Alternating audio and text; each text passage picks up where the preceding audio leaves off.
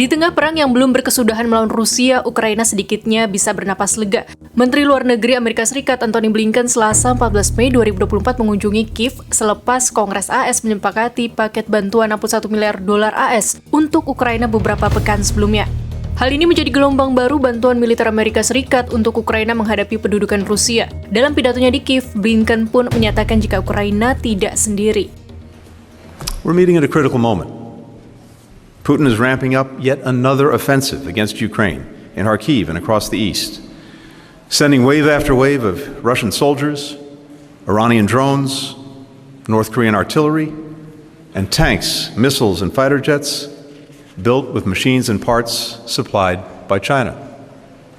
The coming weeks and months will demand a great deal of Ukrainians who have already sacrificed so much.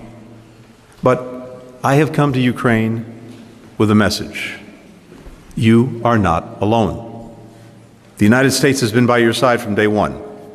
We are with you today, and we will stay by your side until Ukraine's security, its sovereignty, its ability to choose its own path is guaranteed. Sejak perang meletus pada Februari 2022, terhitung sudah 4 kali Blinken ke Kiev. Adapun paket bantuan Amerika Serikat itu sempat bertahan selama berbulan-bulan karena perselisihan politik. Partai Republik di Kongres menghadang bantuan itu.